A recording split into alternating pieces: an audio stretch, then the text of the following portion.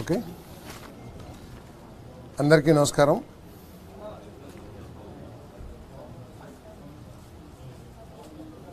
కూటమి ప్రభుత్వం సంవత్సర కాలం పూర్తి చేసుకున్న సందర్భంలో సహకరించిన ప్రతి ఒక్కరికి కూడా, ప్రత్యేకంగా పాత్రికేయులకు, కూటమి పార్టీల కార్యకర్తలకు, నాయకులకు, ప్రజానీకానికి అందరికీ కూడా శుభాభినందనలు, ధన్యవాదాలు. ఈ కూటమి ప్రభుత్వం వారసత్వంగా దాదాపు 5 లక్షల కోట్లకు పైబడి అప్పుల తట్టని నెత్తి మీద పెట్టినా కూడా దాన్ని ఆసరా చేసుకుని బాధ్యతల నుంచి తప్పించుకుంటానికి ప్రయత్నం చేయకోకుండా వ్యవస్థల్ని విధ్వంసం చేసి ఆ వ్యవస్థల్ని మాకు అప్పచెప్పినా కూడా ఆ వ్యవస్థలన్నింటినీ కూడా సరిచేసి ప్రభుత్వాన్ని పట్టాలెక్కించి అభివృద్ధిని, సంక్షేమ కార్యక్రమాన్ని రెండు కళ్ళలాగా మా ప్రియతమ నాయకులు చంద్రబాబు నాయుడు గారి నాయకత్వంలో సక్సెస్ఫుల్గా ముందుకు తీసుకెళ్ళామని చెప్పేసి మనవి చేస్తూ ఉన్నాను. నేను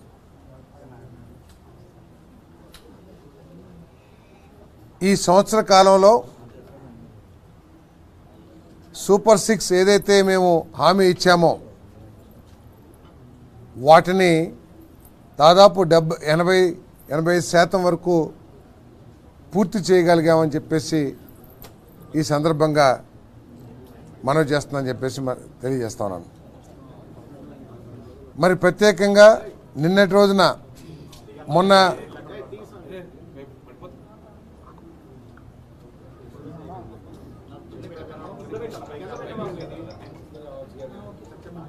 మొన్నటి రోజున ఏదైతే తల్లికి వందనం కార్యక్రమం మేము ప్రారంభించామో అది దేశంలోనే కాదు ప్రపంచంలో కూడా ఇంత పెద్ద ఎత్తున ఈ కార్యక్రమం చేసిన దాఖలాలు లేవని చెప్పేసి నేను భావిస్తూ ఉన్నాను.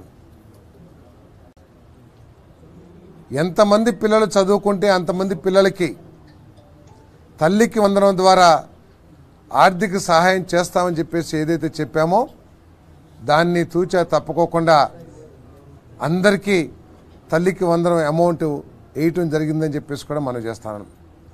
ఈరోజు ఇక్కడ ఉన్నారు చిన్నారులు, వీళ్ళు అన్న చెల్లెలు కానీ అక్క చెల్లెలు కానీ ఒక్కొక్క కుటుంబంలో ముగ్గురున్నా కూడా ముగ్గురికి కూడా డబ్బులు వేసిన ఘనత మరి ఈ కూటమి ప్రభుత్వాన్ని, చంద్రబాబు నాయుడు గారు, అదేవిధంగా హ్యూమన్ రిసోర్సెస్ మినిస్టర్ లోకేష్ గారి గొప్పతనం అని చెప్పేసి కూడా ఈ సందర్భంగా తెలియజేస్తాను.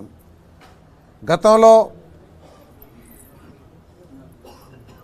వైఎస్ఆర్ కాంగ్రెస్ పార్టీ కూడా 2019 ఎన్నికల్లో అమ్మఒడి కార్యక్రమం ద్వారా 15,000 ఇస్తామని చెప్పింది. ఎంతమందికి ఇస్తామని చెప్పేసి చెప్పలేదు, కానీ ఒక్కరికి మాత్రమే లిమిట్ చేసిన విషయాన్ని ప్రజలందరూ కూడా గుర్తించాలని చెప్పేసి మనం చేస్తాం. ఎక్కడ కూడా మేము ఇంటికి ఒక్కరికే ఇస్తామని చెప్పలా.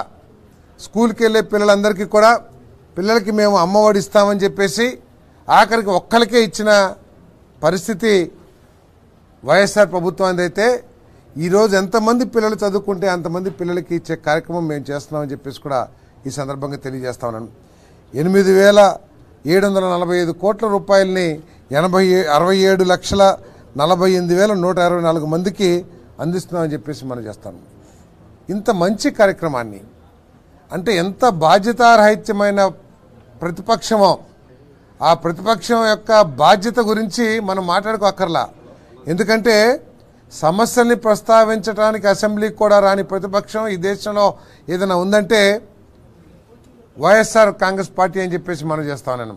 ఒకవేళ ఎప్పుడన్నా అడపాదడపా ఒక అరగంట పావు గంట వచ్చినా కూడా ప్రజల సమస్యలు కాకుండా కేవలం తమ స్వార్థం, తమ పదవుల కోసం విలువైన సభా సమయాన్ని కూడా వేస్ట్ చేసిన చరిత్ర కలిగిన పార్టీ వైఎస్ఆర్ కాంగ్రెస్ పార్టీని కూడా ఈ సందర్భంగా తెలియజేస్తాను.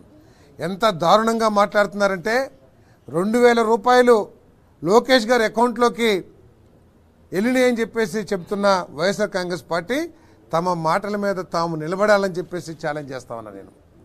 ఏదైతే లోకేష్ గారు ఛాలెంజ్ విసిరారో దాని మీద వెంటనే చర్చకు కానీ లేదా చర్యలకు కానీ మీరు ముందుకు రావాలని చెప్పేసి కూడా నేను ఈ సందర్భంగా ఛాలెంజ్ చేస్తా ఉన్నాను. మీరు కూడా 13,000 ఇచ్చారు అంటే ఆ 2,000 కూడా ఏ విధంగా అయితే మద్యంలోనో ఇసుకలోనో ఏ విధంగా తీసుకున్నారో ఆ విధంగా తీసుకున్నారేమో మీరు కన్ఫర్మ్ చేయాల్సిన అవసరం కూడా ఉందని చెప్పేసి నేను మనవి చేస్తా ఉన్నాను. ఈరోజు ఈ ప్రభుత్వం గతంలో కంటే కూడా ఎంతో మెరుగైన సంక్షేమ కార్యక్రమాన్ని అందిస్తుందని చెప్పేసి ఈ సందర్భంగా తెలియజేస్తా ఉన్నాను. నేను దాదాపు 34,000 కోట్ల రూపాయలు ఎన్టీఆర్ భరోసా ద్వారా పెన్షన్లు కానివ్వండి, అదేవిధంగా దాదాపు 8,745 కోట్లు ఒక సంవత్సరానికే తల్లికి వందనం కానివ్వండి, దాదాపు 2,800 కోట్లు 3,000 కోట్ల రూపాయలు ఖర్చు అయ్యే దీపం పథకం కానివ్వండి, 20వ తారీఖు నుంచి అన్నదాత సుఖీభవ ఏదైతే ఉందో ఆ కార్యక్రమం కానివ్వండి, ఇవన్నీ కూడా లెక్క వేస్తే మీరు ఇచ్చిన దానికంటే కూడా చాలా ఎక్కువ మంది కుటుంబాలకి ఈ రాష్ట్రం ఇచ్చామని చెప్పేసి మనం చేస్తాను. మీరేమిచ్చారో ఒకసారి ఆలోచన చేసుకోండి. 30,000 రూపాయలు యావరేజ్ మీద, అది కూడా మొట్టమొదటి సంవత్సరం తీసుకుంటే తక్కువ ఉంటుంది. సరాసరి 30,000 రూపాయలు పెన్షన్ ఇచ్చారు, 13,000 రూపాయలు అమ్మఒడి ఇచ్చారు, 43,000, 18,000 చేయూత ఇచ్చారు. అంటే ఇవన్నీ కూడా 61,000 రూపాయలు మాత్రమే. మేము ఈ రోజుకి 84,000 రూపాయలు ఇచ్చామని చెప్పేసి మీకు మనవి చేస్తామని నేను. రైతు భరోసా ఏదైతే 20వ తారీఖు ఇవ్వబోతున్నామో అది కలుపుకుంటే 104,000 రూపాయలు ప్రతి కుటుంబానికి కూడా ఇచ్చే కార్యక్రమం చేస్తా ఉన్నాం. దీనికి అదనంగా మీరేం చేశారు? Manifesto Bhagavad Gita, manifesto Bible, manifesto Quran అని చెప్పేసి ఏదైతే చెప్పారో దానికి లిమిట్ అయిపోయి రాష్ట్రాన్ని రాష్ట్ర ప్రజల్ని గాలికి వదిలేసిన మాట వాస్తవా కాదా అని చెప్పేసి నేను ప్రశ్నిస్తూ ఉన్నా. నేను మీ సంక్షేమ కార్యక్రమానికి ఒక గమ్యాన్ని ఎక్కడైనా సరే చూపించారా ప్రజలకని చెప్పేసి అడుగుతా ఉన్నాను నేను. మీరు విద్యా దీవెన ఇచ్చారు, లేదా అమ్మఒడి ఇచ్చారు. ఈ అమ్మఒడి విద్యా దీవెన ద్వారా చదువుకున్న పిల్లలు భవిష్యత్తు ఏమిటో ఏ రోజైనా ఆలోచించారా అని చెప్పేసి మనం చేస్తా ఉన్నాను నేను. ప్రభుత్వంలో ఉద్యోగ అవకాశాలు సన్నగిలుతున్న పరిస్థితుల్లో ఈ లక్షలాది మంది చదువుకుని బయటకు వస్తున్న యువతీ యువకులకి ఆధారం ప్రైవేట్ రంగం అనేది తెలియని ముఖ్యమంత్రి, గత ముఖ్యమంత్రి.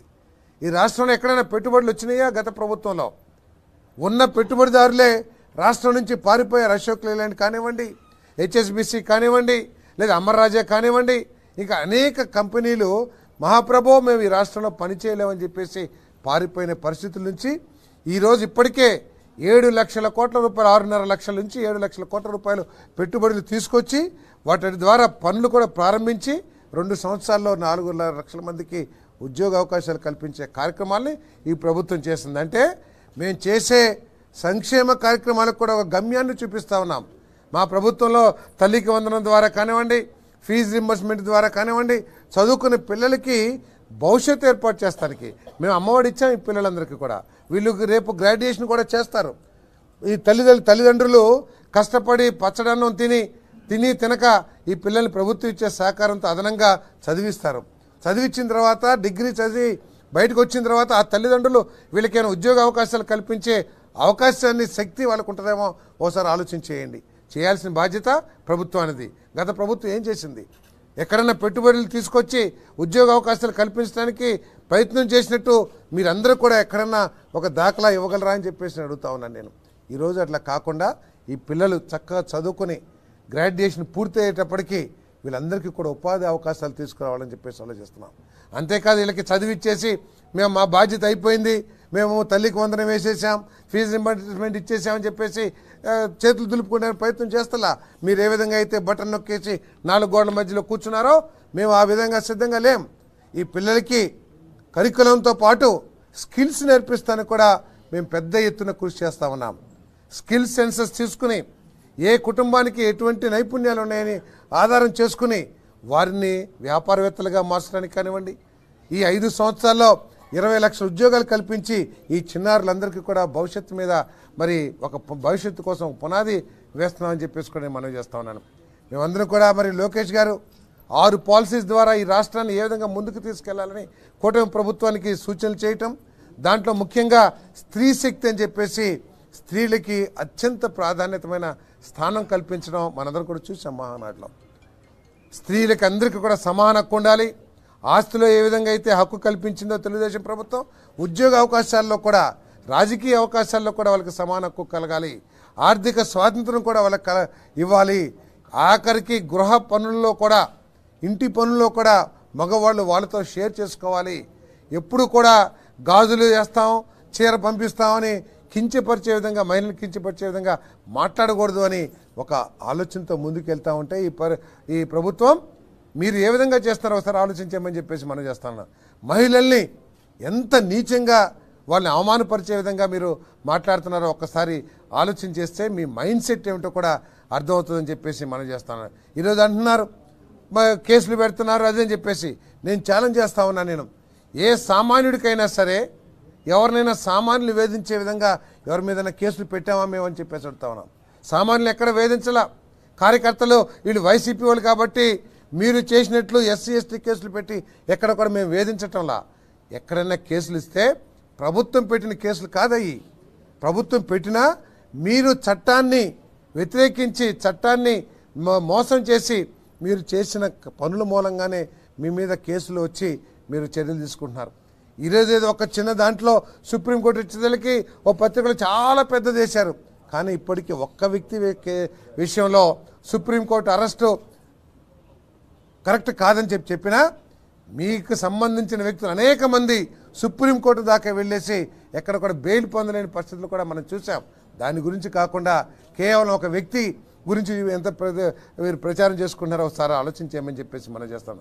కేవలం మీరు అబద్ధాలు ప్రజల్లోకి తీసుకువెళ్ళి మీరు చేసింది ఏమీ లేదని చెప్పేసి ఈరోజు రుజువైంది. కాబట్టి మీరు సంక్షేమం ఎంత చేశారో దానికి ఇంకా ఎక్కువగా మీరు దోపిడీ చేశారు, ఈ రాష్ట్రానికి నష్టం చేశారు అనే విషయం ఈరోజు కరెక్ట్ బట్టబయలు అయిపోయింది. కాబట్టి దాని నుంచి దృష్టి మరల్చడానికి మీరు ఇటువంటి రాతలు రాస్తున్నారు అని చెప్పేసి కూడా ఈ సందర్భంగా మనం చేస్తున్నాం. ఈ ప్రభుత్వం కొన్ని లక్ష్యాలతో ముందుకు వెళ్తూ ఉంది. గమ్యం లేకుండా మీలాగా పరిపాలన అనుభవరాహిత్యంతో మేము పనిచేస్తలా. విజన్ 2047లో సాధించడానికి కాదు, అది సాధించడం కోసం 2029 లోపల మేము ఏమేమి చేయాలో లక్ష్యాలు నిర్దేశించుకుని ముందుకెళ్తున్నాం. 15% డెవలప్మెంట్తో అని చెప్పేసి నేను ఈ సందర్భంగా మనం చేస్తా ఉన్నాను. 20 లక్షల ఉద్యోగాలు కల్పించాలి. ఈ చిన్నారులు ఈ ప్రభుత్వం అయిపోయేటప్పటికీ ఎవరు చదువు పూర్తి చేసుకుని వచ్చినా వాళ్ళందరికీ కూడా 20 లక్షల ఉద్యోగాలు ఇవ్వాలని చెప్పేసి, ప్రతి ఇంటికి ఒక ఎంటర్‌ప్రెన్యూర్ రావాలని చెప్పేసి, మరి ప్రతి పేదవాడికి కూడా గృహ నిర్మాణం ఇవ్వాలని చెప్పేసి ఇవన్నీ కూడా లక్ష్యాలతో ముందుకెళ్తున్నామని చెప్పేసి మనం చేస్తున్నాం.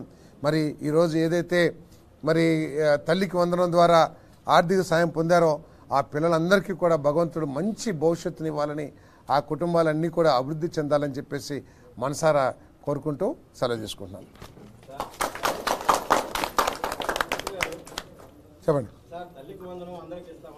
ఎస్, ఈ ప్రతి ఏ సంక్షేమ కార్యక్రమం తీసుకున్నా కూడా కొన్ని ఏ ప్రభుత్వం అయినా సరే కొన్ని నిబంధనల ప్రకారమే పనిచేస్తూ ఉంటుంది. నిబంధన లేకోకుండా క్లీన్గా ఏది ఇవ్వరు ఏ ప్రభుత్వం అయినా సరే. ఆఖరికి అన్నదాత సుఖీభావ ఇవ్వాలన్నా కూడా కొన్ని నిబంధనలు ఉంటాయి. సన్న చిన్నకారు రైతులకు ఇవ్వాలని, అదేవిధంగా పేదరికంలో ఉన్న వాళ్ళకి ఇవ్వాలని చెప్పేసి ప్రతి ప్రభుత్వం కూడా నిబంధనలు పెడుతుంది. ఆ నిబంధనల ప్రకారం పెట్టాం. ఏదైనా ఉంటే జూన్ 26 వరకు కూడా మేము ఏదైనా ఉంటే సవరణలు చేస్తామని చెప్పేసి కూడా చెప్పిన విషయం మీ దృష్టి తీసుకొస్తాం. ఏమని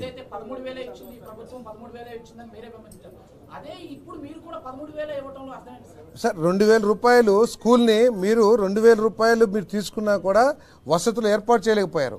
ఈరోజు పిల్లలకి చదువుతో పాటు అక్కడ వసతులు కూడా అంతే ముఖ్యం. ఇప్పుడు ఈరోజు విద్యాభివృద్ధి కోసం మీలాగా రంగులేసి బల్లలు కొని లేకపోతే కన్స్ట్రక్షన్ క్యాపిటల్ కాస్ట్ పెట్టి పాఠాలు చెప్పి విద్యార్థులు లేకుండా చేయలేమేమో. ఈరోజు 16,347 మంది మన టీచర్స్ని అపాయింట్ చేసి పిల్లలందరికీ కూడా మంచి విద్యాబుద్ధులు నేర్పించే ఇన్ఫ్రాస్ట్రక్చర్ ఏర్పాటు చేశాం.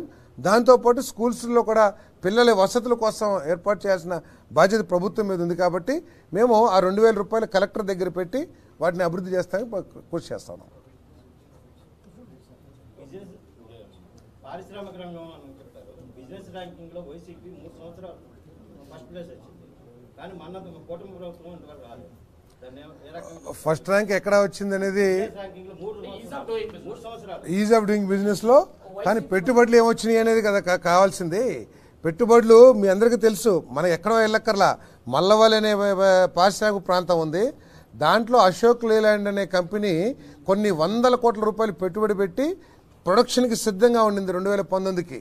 తర్వాత వచ్చిన ప్రభుత్వం పెట్టిన ఇబ్బందులు కానివ్వండి, లేదా వారి మధ్య ఏం జరిగిందో కానీ తాళం వేసుకుని మేము ఇక్కడ ఉన్నాం బాబు అని చెప్పేసి పారిపోయి మళ్ళీ 5 నెలల క్రితం లోకేష్ గారి చేతుల మీద ప్రారంభించి ఈరోజు ప్రొడక్షన్ స్టార్ట్ చేస్తూ ఉన్నారు.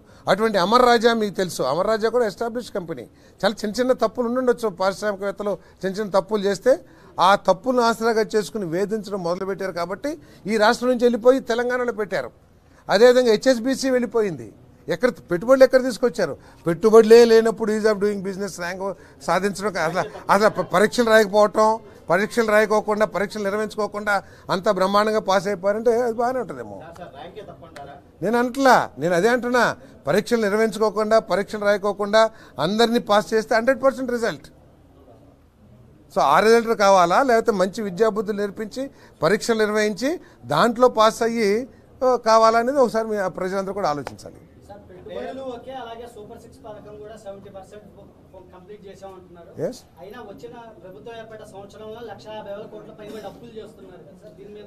అప్పులకి ఏమి చేస్తున్నాం అనేది మేము స్పష్టంగా లెక్కలు చెప్పగలం. మీరు చేసిన అప్పుల్ని మేము అప్పులు తీర్చాలి. మీరు ఏదైతే 10 లక్షల కోట్ల అప్పులు చేసి మాకు అప్పచెప్పారో ఈ సంక్షేమ కార్యక్రమాలు చేయాలంటే తప్పకుండా అదేవిధంగా అభివృద్ధి కార్యక్రమాలు చేయాలంటే కొంత చేయాలి. కానీ తీసుకొచ్చిన నిధులను ఏ విధంగా ఖర్చు పెడుతున్నాం అనేది ఎక్కడైనా సరే అవసరం. ఇప్పుడు పెద్ద పారిశ్రామిక ఆర్సిలర్మిట్టలు లేకపోతే ప్రపంచ స్థాయి సంస్థలు అవి ఉంటాయి, అవన్నీ అప్పులు తీసుకుంటాయి. అది అప్పులు తీసుకుంటాం తప్పు కాదు, కానీ ఆ అప్పుల్ని ఏ విధంగా ప్రజల కోసం వినియోగిస్తున్నాం, ఆ అప్పుల ద్వారా ఎంత ఆదాయం తిరిగి రాష్ట్రానికి వస్తుంది అనేది ముఖ్యం అని చెప్పేసి మనం చేస్తున్నాం. మీరు 10 లక్షల కోట్లు అప్పులు చేశారు, ఆదాయం లేని కార్యక్రమాల కోసం మీరు ఖర్చు పెట్టారు. అంటే ఒక దిక్సూచి లేని కార్యక్రమాలు, పరిపాలన అనుభవ రాజ్యంతో మీరు చేశారు కాబట్టి రాష్ట్రం నష్టపోయింది. ఉదాహరణకి మీరు పోలవరం తీసుకోండి. పోలవరం మీరే తొడలు కొట్టారు, మీసాలు తిప్పి అసెంబ్లీ సాక్షిగా 2021కి మీరు కంప్లీట్ చేస్తున్నారు. ఒకవేళ 2021 మీరు కంప్లీట్ చేస్తే 23, 24, 25లో ఈ రాష్ట్రానికి వచ్చే ఆదాయం ఏంటి, ఈ రాష్ట్ర ప్రజలకు జరిగే మేలేమిటి?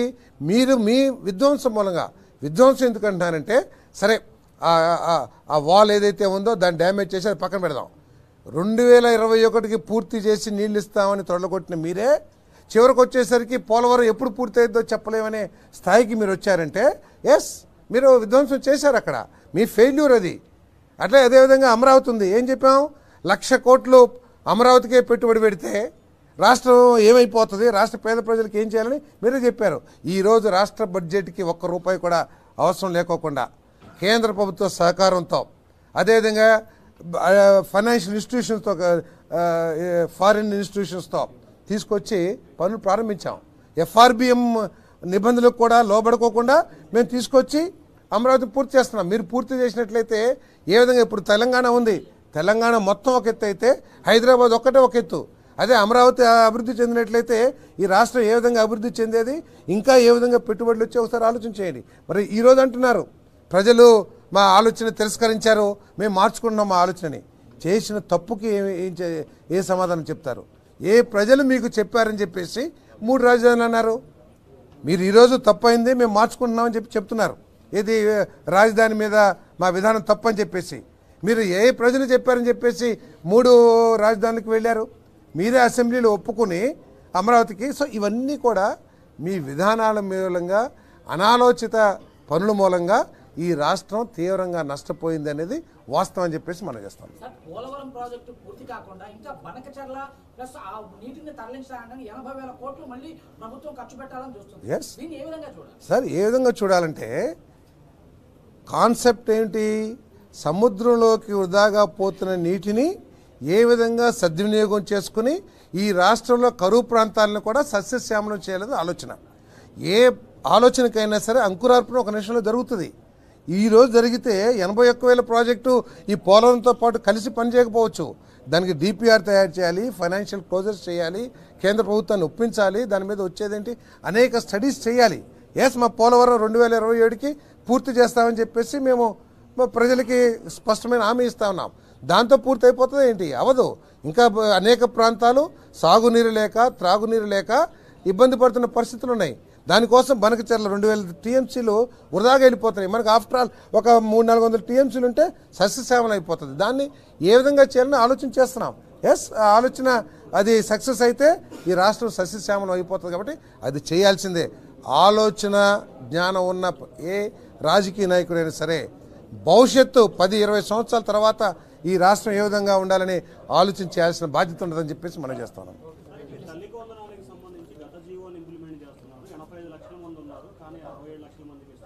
మీ దగ్గర 85 లక్షలు ఉన్నారని చెప్పేసి ఏం ఆధారాలు ఉన్నాయి? 85 లక్షల మంది ఉంటే మీరు ఎందుకు 45 లక్షల మందికే ఇచ్చారు? సో ఏదో నోటికొచ్చిన ఫిగర్ని అనౌన్స్ చేసేస్తాం కాదు. తప్పకుండా అర్హత ఉన్న ప్రతి పిల్లవాడికి కూడా ఇంటిలో ఎంతమంది ఉంటే అంతమందికి ఇచ్చేది మా కార్యక్రమం. ఎక్కడైనా సరే ఒకళ్ళిద్దరు 2%, 3% ఏదైనా అకౌంట్స్ తప్పు కానీ, లేకపోతే సమాచార లోపం కానీ, లేకపోతే రికార్డు లోపం కానీ ఉంటే వాటిని కూడా సరి చేస్తాం. దాంట్లో ఎటువంటి అనుమానం లేదు.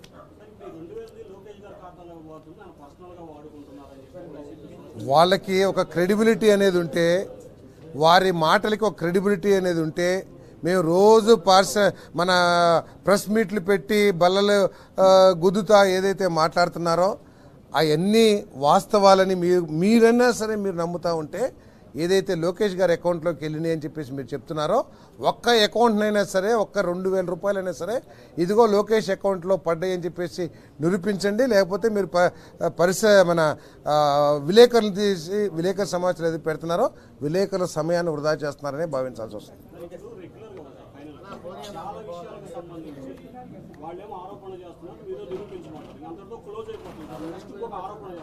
మీరు చేయొచ్చు. ఆరోపణ చేసిన వాడు నిరూపించాల్సిన బాధ్యత ఉంటుంది. కాకపోతే అది మీరు అర్థం చేసుకోవాలి. Okay, thank you sir. Sorry for the inconvenient. మీరు ఇక్కడ పెడతారని నేను రూల్